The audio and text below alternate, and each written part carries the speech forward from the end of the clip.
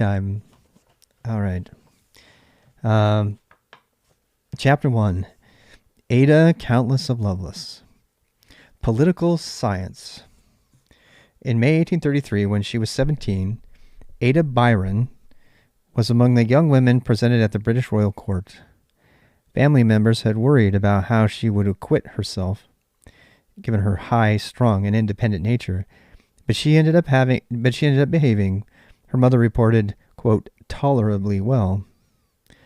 Among those Ada met that evening were the Duke of Wellington, whose straightforward manner she admired, and the 79-year-old French ambassador, Talleyrand, who struck her as, quote, an old monkey. The only legitimate child of the poet Lord Byron, Ada had inherited her father's romantic spirit, a trait that her mother tried to temper by having her tutored in mathematics. The combination produced in Ada a love for what she took to calling, quote, poetical science, which linked her rebellious imagination to her enchantment with numbers. For many, including her father, the rarefied sensibilities of the Romantic era clashed with the techno-excitement of the Industrial Revolution. But Ada was comfortable at the intersection of both eras.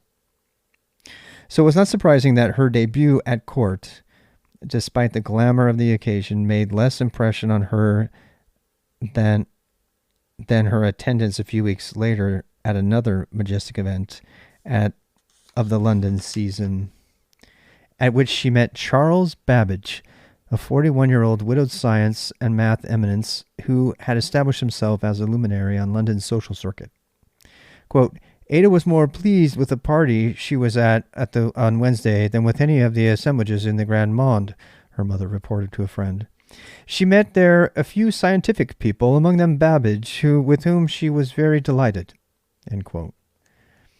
Babbage's galvanizing weekly salons, which included up to 300 guests, brought together lords in swallowtail coats and ladies in brocade gowns and writers, industrialists, poets, actors, statesmen, explorers, botanists, and other scientists, a word that Babbage's friends had recently coined. By bringing scientific scholars into the exalted realms, said one of the geologists, Babbage, quote, successfully asserted the rank in society due to science. They invented the word science, my friends. The evenings featured dancing, readings, games, and lectures accompanied by the assortment of seafood, meat, fowl, exotic drinks, and iced desserts. Cheers.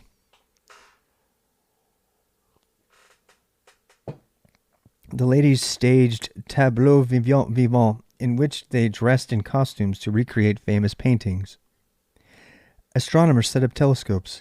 Researchers displayed their electric and magnetic contrivances, and Babbage allowed guests to play with his mechanical dolls. The centerpiece of the evening, and one of Babbage's many motives for hosting them, was his demonstration of a model portion of his, quote, difference engine, a mammoth mechanical calculating contraption that he was building in the fireproof structure adjacent to his home. Babbage would display the model with great drama, cranking his arm as it calculated a sequence of numbers, and just as the audience began to get bored, showed how the pattern could suddenly be changed based on the instructions that he had coded into the machine. Those who were especially intrigued would be invited through the yard to the former stables, where the complete machine was being constructed. Babbage's difference engine, which could solve polynomial equations, impressed people in different ways. The Duke of Wellington commented that it could be useful in analyzing the variables a general might face before going into battle. Ada's mother, Lord Byron, marveled that it was a, quote, thinking machine.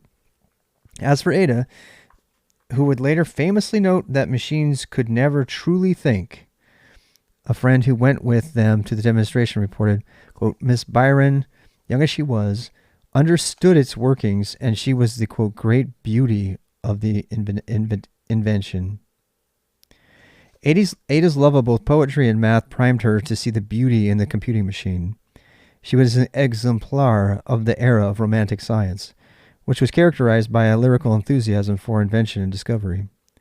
It was a period that brought, quote, imaginative intensity and excitement to the scientific work.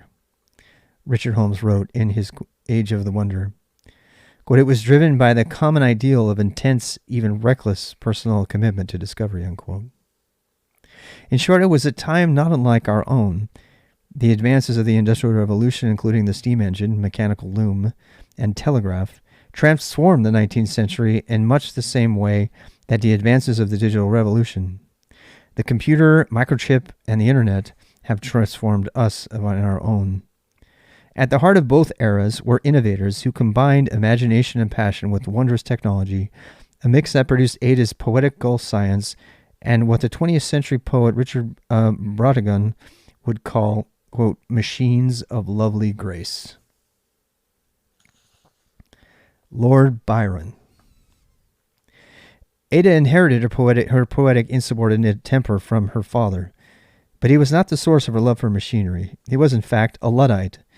In the maiden speech in the House of Lords, given in February 1812, when he was about 24, Byron defended the followers of Ned Ludd, who were rampaging against mechanical weaving machines.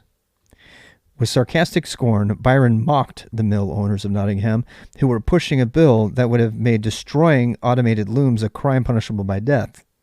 Quote, "These machines were to them an advantage insomuch as they supersede the necessity of employing a number of workmen who were left in consequence to starve," end quote, Byron declared. "The rejected workmen in the blindness of their ignorance, instead of rejoicing at the improvements in the art so beneficial to mankind, conceive themselves to be sacrificed to the improvements of the mechanism," end quote. 2 weeks later, Byron published the first 2 cantos of his epic poem, Childe Harold's Pilgrimage, a romanticized account of his wanderings through Portugal, Malta, and Greece, and, as he later remarked, quote, "awoke one morning and found myself famous," end quote. Beautiful, seductive, troubled, brooding, and sexually adventurous, Byron was living a life of a Byronic hero while creating the archetype in his poetry. He became the toast of literary London and was feted at 3 parties each day, most memorable a lavish morning dance hosted by Lady Caroline Lamb. Lady Caroline, though married to a political powerful aristocrat who was later prime minister, fell madly in love with Byron. He thought she was, quote, "too thin," yet she had an unconventional sexual ambiguity. She liked to dress like a page boy. He found that enticing. They had a turbulent affair, and after it ended, she stalked him obsessively. She famously declared to him, quote, "be mad, bad, and dangerous to know," which he was. So was she. At Lady Caroline's party, Lord Byron had also noticed a reserved young woman who was, as he recalled, quote, "more simply dressed." Annabella Milbank, 19, was from the wealthy and multi-titled family. The night before the party, she had read Childe Harold and had mixed feelings. Quote, "He is rather too much of a mannerist," she wrote. "He excels most in the delineation of deep feelings." Upon seeing him across the room at the party, her feelings were conflicted, dangerously so. Quote, "I did not seek an introduction to him, for all the women were absurdly courting him and trying to deserve a lash of his satire," she wrote to her mother. "I am not desirous of a place in his lays. I made no offering at the shrine of Childe Harold, though I shall not refuse the acquaintance if it comes my way." That acquaintance, as it turned out, did come her way.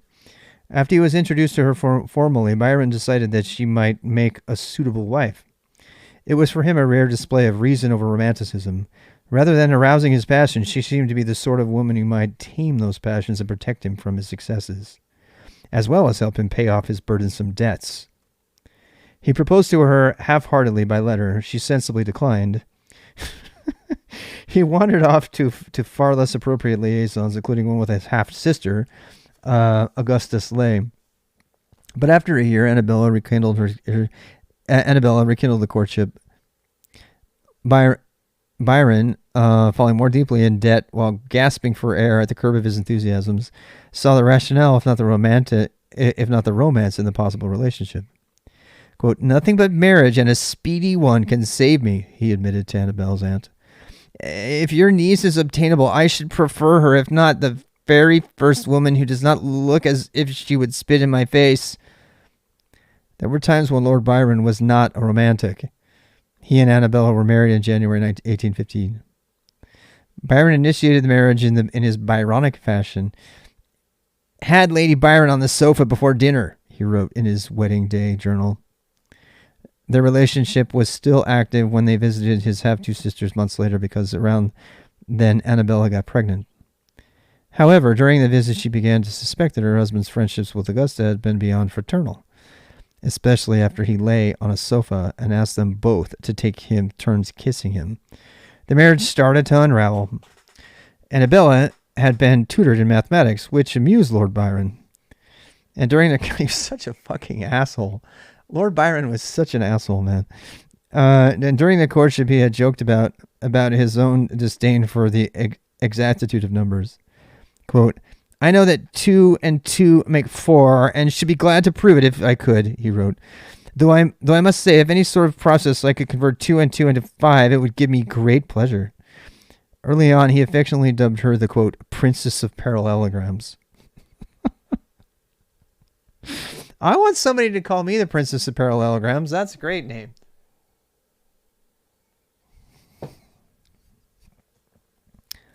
But when the marriage began to sour, he refined the mathematical image. "We are two parallel lines prolonged by infinite side by side, but never to meet," he said. Later in his first canto of his epic poem, Don Juan, he would mock her. "Her favorite science was the mathematical. She was a walking calculation."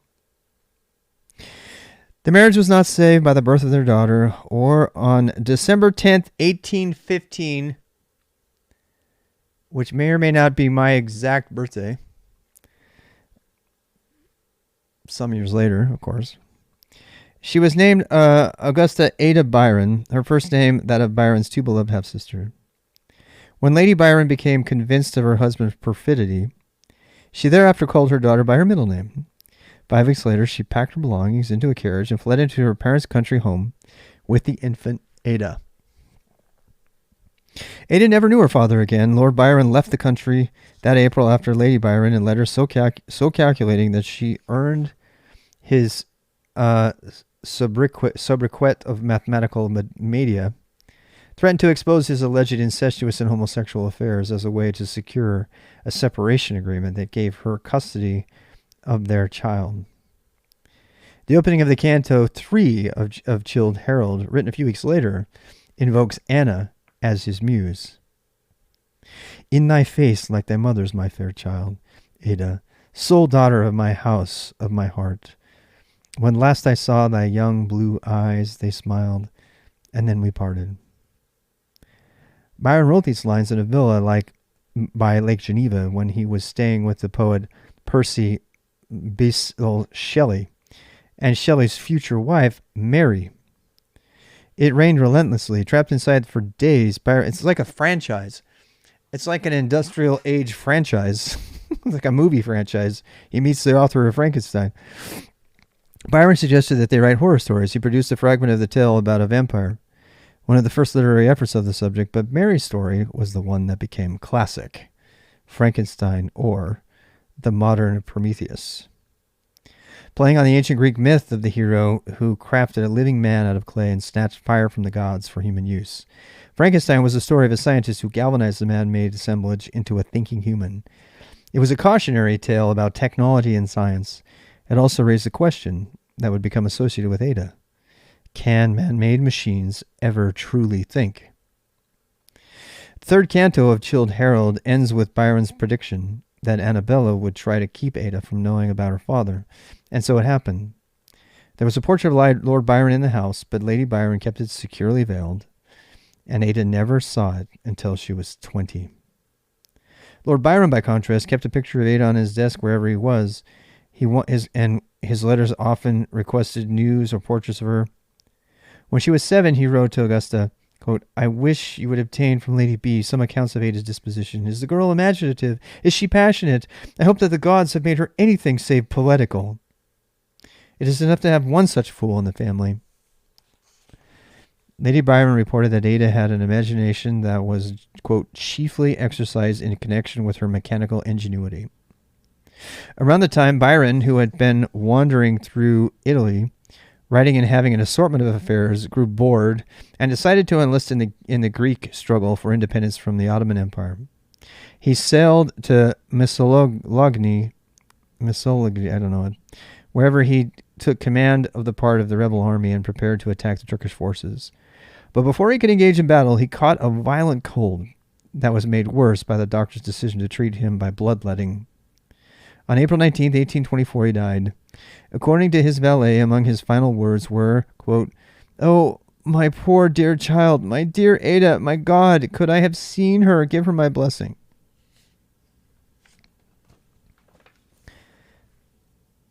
Ada.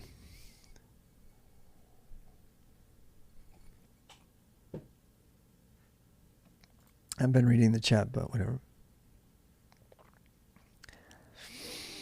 Lord Byron wanted to make sure that Ada did not turn out like her father, and part of her strategy was to have the girls rigorously study math, as if it were an antidote to poetic imagination. When Ada, at age 5, showed a preference for geography, Lady Byron ordered that the subject be replaced by additional arithmetic lessons, and her governess soon proudly reported, quote, "She adds up sums of 5 and 6 rows of figures with accuracy." Despite these efforts, Ada developed some of her father's propensities. She had an affair with a young teenager with one of her tutors, and when they were caught and the tutor banished, she tried to run away from the home to be with him. In addition, she had mood swings that took her from feelings of grandiosity to despair, and she suffered various maladies, both physical and psychological. Ada accepted her mother's conviction that the immersion in math could help her tame her Byronic tendencies. After her dangerous liaison with her tutor, and inspired by Babbage's difference engine, she decided on her own at 18 to begin a new series of lessons.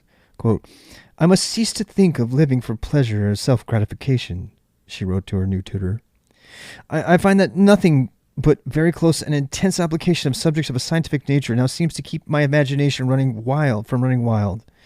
It appears to me that the first thing to go through the course of mathematics, the first thing is to go through a course of mathematics. He agreed with the prescription.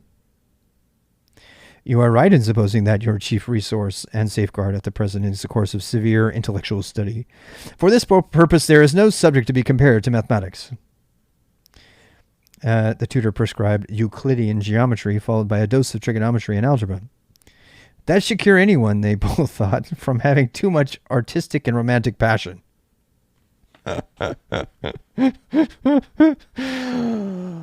Oh, that's awesome.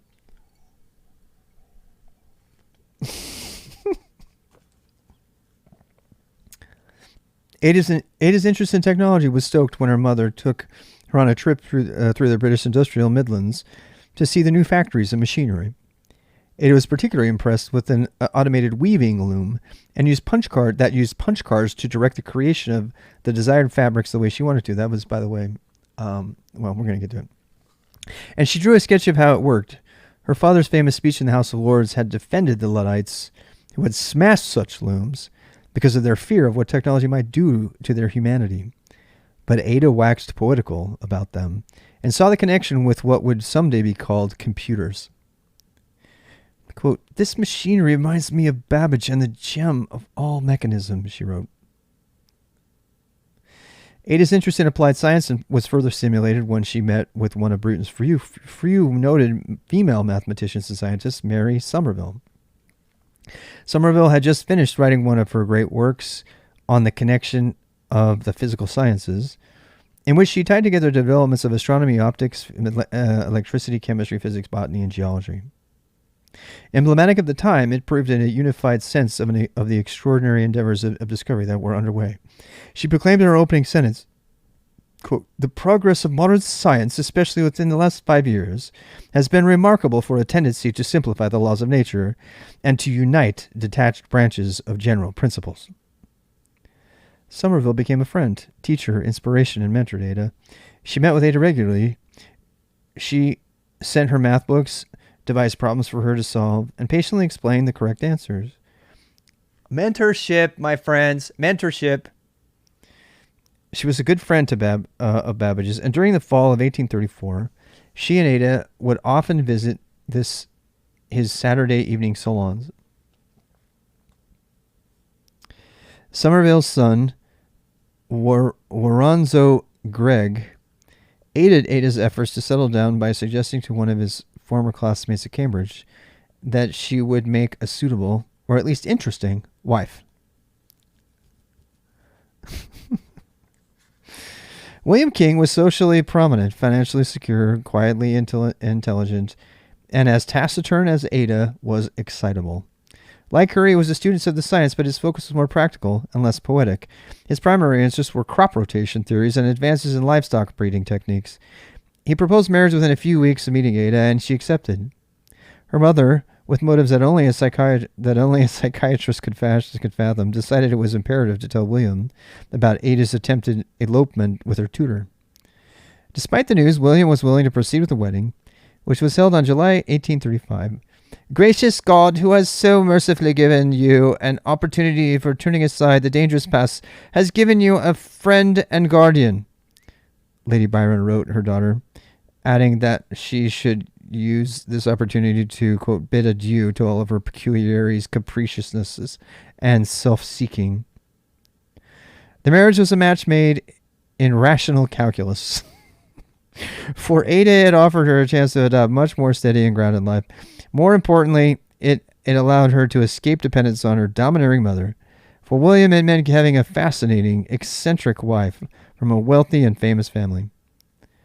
Lord Byron's first cousin, Viscount Melbourne, who had the misfortune of having been married to Lady Caroline Lamb, by then deceased, was the Prime Minister, and he arranged that Queen Victoria's coronation list of honors William would become the Earl of Lovelace.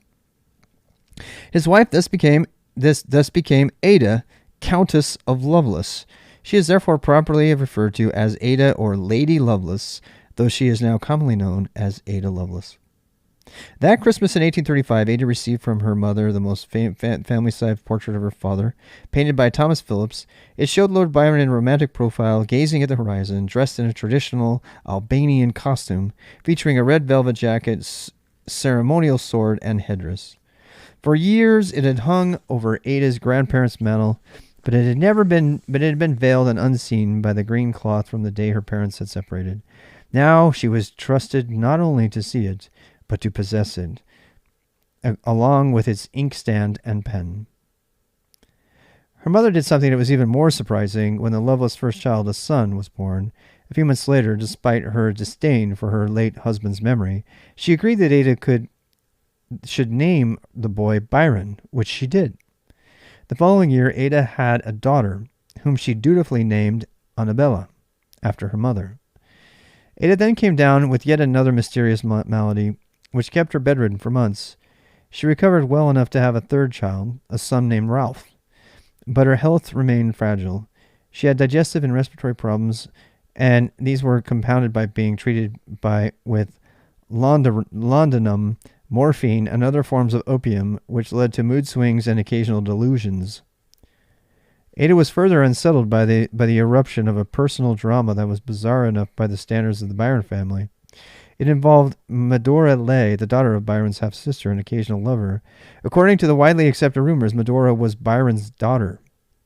She seemed determined to show that darkness ran in the family. She had an affair with a sister's husband and then ran off with him to France and had two illegitimate children. In a fit of self-righteousness, Lady Byron went to France to rescue Medora, then revealed to Ada that the story of her father's incest. This, quote, most strange and dreadful story did not seem to surprise Ada. "I am not happy in the least astonished, but I am not in the least astonished," she wrote to her mother. "You merely confirm that I have known for years and felt scarcely doubt about." Rather than being outraged, she seemed oddly energized by the news. She declared that she could relate to her father's defiance of authority, referring to his, quote, misused genius. She wrote to her mother, quote, if he had transmitted to me any portion of that genius, I would use it to bring out great truths and principles. I think he has bequested me this task, in fact. I have this feeling strongly, and there is a pleasure attending to it, end quote. Once again, Ada took up the study of math in order to settle herself. She tried to convince Babbage to become her tutor. "I have a peculiar way of learning, and I think it must be a peculiar man to teach me," she said. Whether due to her opiates or her breeding or both, she developed a somewhat outsized opinion of her own talents and began to describe herself as a genius. In her letter to Babbage, she wrote, quote, "Do not reckon me conceited, but I believe I have the power of going just as far as I like in such pursuits, and where there is no decided a taste, I should almost say a passion, as I have for them, I question if there is not always some portion of natural genius even." Babbage deflected Ada's request, which was probably wise. It preserved their friendship for an even more important collaboration, and she was able to secure a first-rate math tutor instead, Augustus De Morgan, a patient gentleman who was pioneer in the field of symbolic logic. He had propounded a concept that Ada would one day employ with great significance, which was an algebraic equation could apply to things other than numbers. The relations among symbols, for example, a plus b equals b plus a, could be part of a logic that applied to things that were not numerical. And that's lambda calculus, by the way. I've been reading about it. Oh, great. Love it. Am I drinking? I'm drinking rum.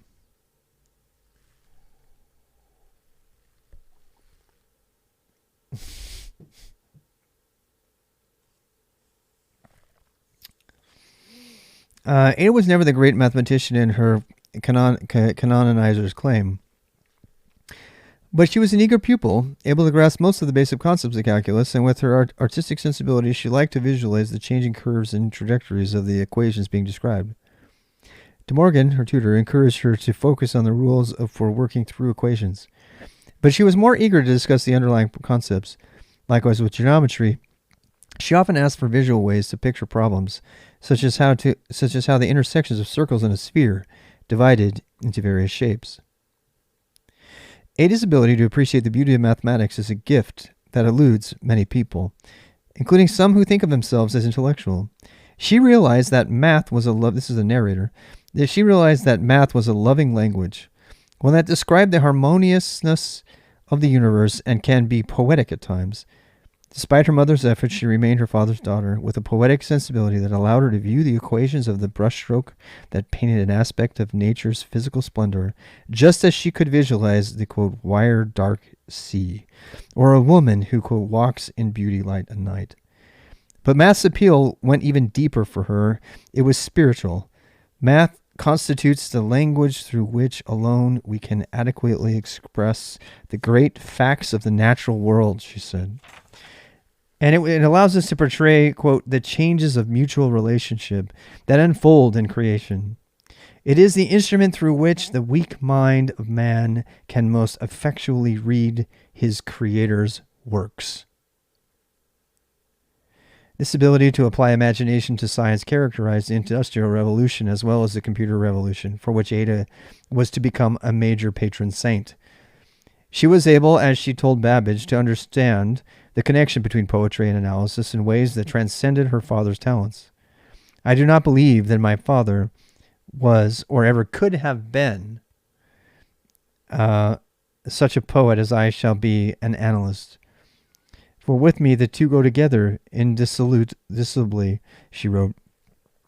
Her re-engagement with math, she told her mother, spurred her creativity and led to an, quote, immense development of imagination, so much so that I feel no doubt that I continue my studies, I shall in due time become a poet. The whole concept of imagination, especially as it was applied to technology, intrigued her. What is imagination? She asked in 1841. It is the combining faculty. It brings together things, facts, and ideas, conceptions in new, original, endless, ever-varying combinations. It is that which penetrates into the unseen worlds around us and the worlds of science. By then, Ada believed she possessed special, even supernatural abilities, what she called, quote, an intuitive perception of hidden things. Her exalted view of her talents led her to pursue aspirations that were unusual for an aristocratic woman and a mother of the early Victorian age. Quote, I believe myself to possess a most singular combination of qualities exactly fitted to make my preeminently a discoverer of the hidden realities of nature, end quote. She explained in a letter that her mother in 1841, quote, "I can throw rays from every quarter of the universe into one vast focus." It was in this frame of mind that she decided to engage again with Charles Babbage, whose salons she had first attended 8 years earlier. She thinks she's Sheldon. She really does.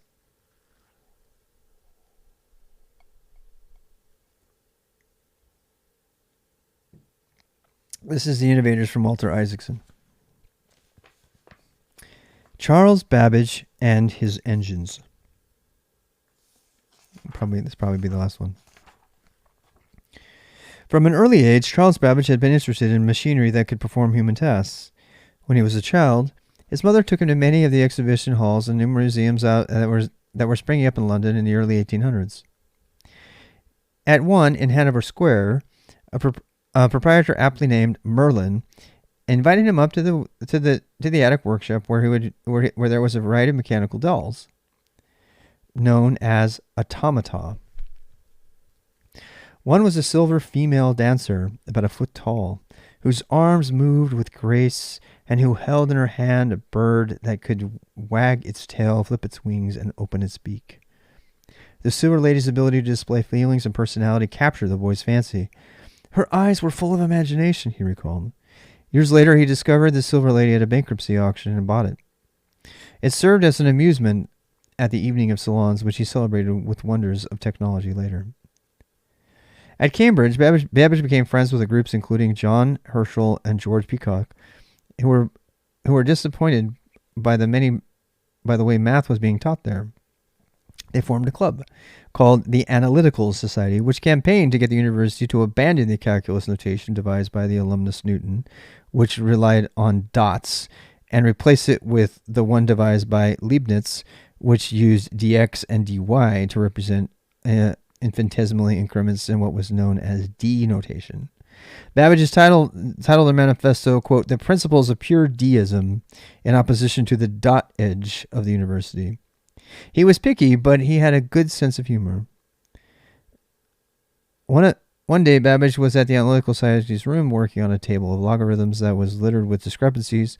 Herschel asked of him what he was thinking. Quote, he said, "I wish to God these calculations had been executed by steam," Babbage answered. To this idea of mechanical method for tabulating logarithms, Herschel replied, "It is quite possible." In 1821, Babbage turned his attention to building just such a machine. Over the years, many had fiddled with making calculations, contraptions. In the 1640s, Blaise Pascal, a French mathematician and philosopher, created the mechanical calculator to reduce the drudgery of his father's work as a tax supervisor. It had spoked metal wheels with the digits 0 through 9 on their circumference. To add or subtract numbers, the operator used a stylus to dial a number as if using a rotary phone. Then dialed in the next number. An armature then carried or borrowed a 1 when necessary. It became the first calculator to be patented and sold commercially. 30 years later, Godfrey Libnitz, the German mathematician philosopher, tried to improve upon Pascal's contraption with a, quote, stepped reckoner that had the capacity to multiply and divide. It had a hand crank cylinder and a set of teeth that meshed with counting wheels. But Leibniz ran into a problem that would be a recurring theme for the digital age.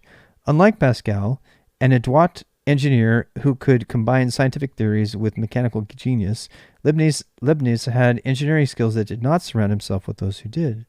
So, like many great theorists who lacked practical collaborators, he was unable to produce reliable working versions of his device. Nevertheless, his core concepts, known as the Leibniz Wheel, would influence calculator design through the time of Babbage. Babbage knew of the devices of Pascal and Leibniz, and he was trying to do something better than them that was more complex. He wanted to construct a mechanical method for tabulating logarithms, sines, and cosines and tangents. To do so, he adapted an idea from the French mathematician Gaspard de Prony, who had come up in the 1790s.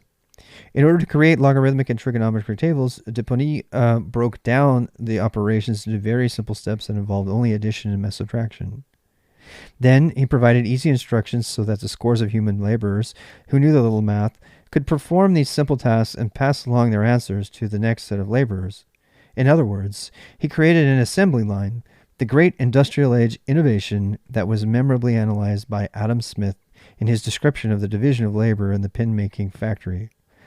After a trip to Paris in which he heard of Dupin's method, Babbage wrote, quote, I conceived all of a sudden the idea of applying this same method to the immense work with which I had been burdened, and to manufacture logarithms as one manufactures pins. Even complex mathematical tasks, Babbage realized, could be broken into steps that came down into calculating, quote, finite differences.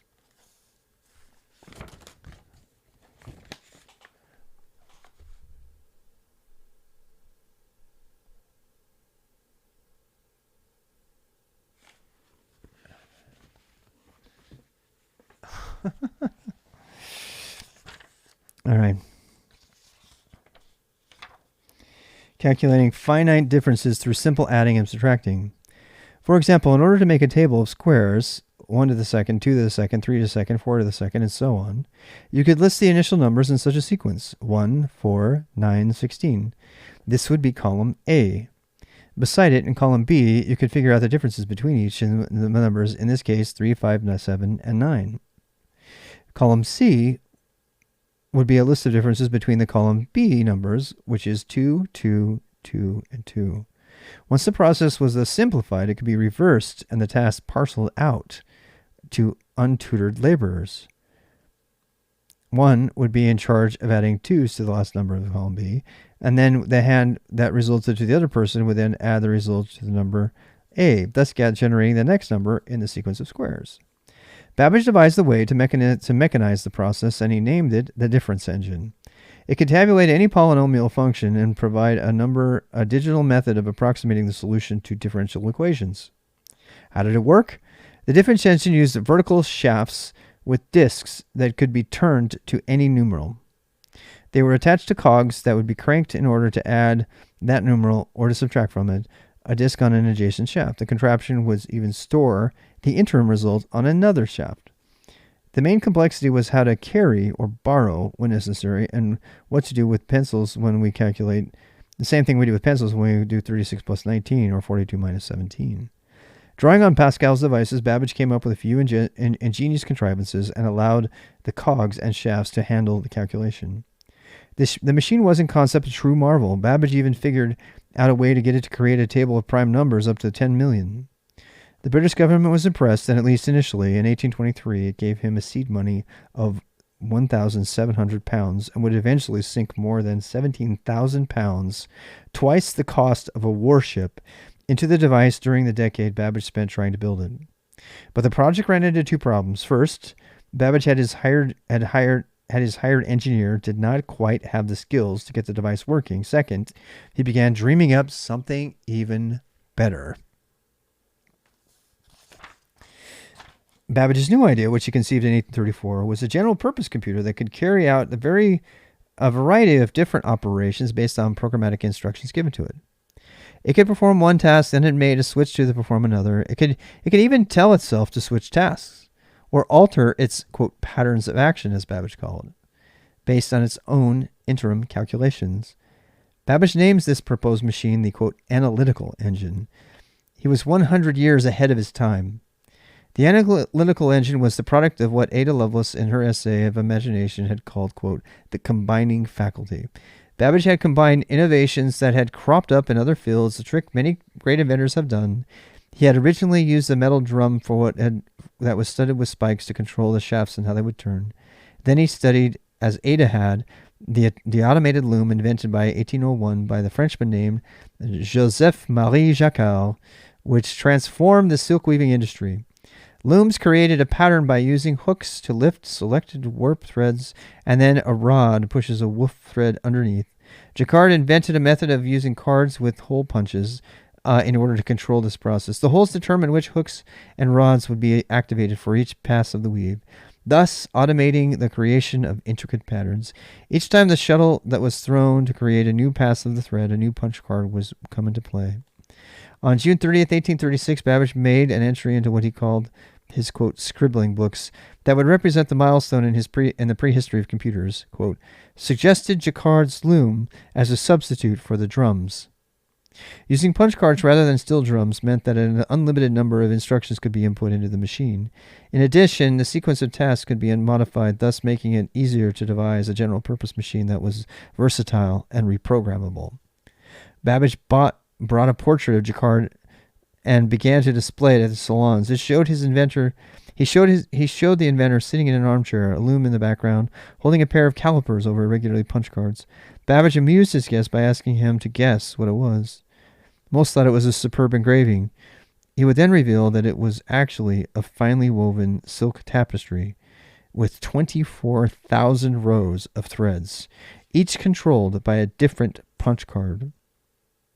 When Prince Albert, the husband of Queen Victoria, came to one of Babbage's salons, he asked Babbage why he found the tapestry so interesting. Babbage replied, "It will greatly assist in explaining the nature of my calculating machine, the Analytical Engine." Few people, however, saw the beauty of Babbage's proposed new machine, as the British government had no inclination to fund it. Try as he might, Babbage could generate little notice in the either popular press or the scientific journals. But he did find one believer. Ada Lovelace fully appreciated the concept of the general-purpose machine. More important, she envisioned an attribute that might make it truly amazing if it could potentially process not only numbers, but any symbolic notation, including musical and artistic notes. She saw the poetry in such an idea, and she set out to encourage others to see it as well. She barraged Babbage with letters, some of which verged on cheeky, even though he was 24 years her senior. In one, she described her solitary game using 26 marbles, where the goal is to execute jumps so that only one of the marbles remains. She had mastered it, but was trying to derive a, quote, mathematical formula on which the solution depends, and which she could put her symbolic language to. Then she asked, quote, "I am too imaginative for you. I think not." Her goal was to work with Babbage as his publicist and partner in trying to get support to build the Analytical Engine. Quote, "I am very anxious to talk to you," she wrote in early 1841. Quote, "I will give you a hint on what. It strikes me that at some future time, my head may be made by you subservient to some of your proposals and plans. If so, if ever I could be worthy of capable of being used by you, my head will be yours." A year later, a tailor-made opportunity presented itself to the young Ada.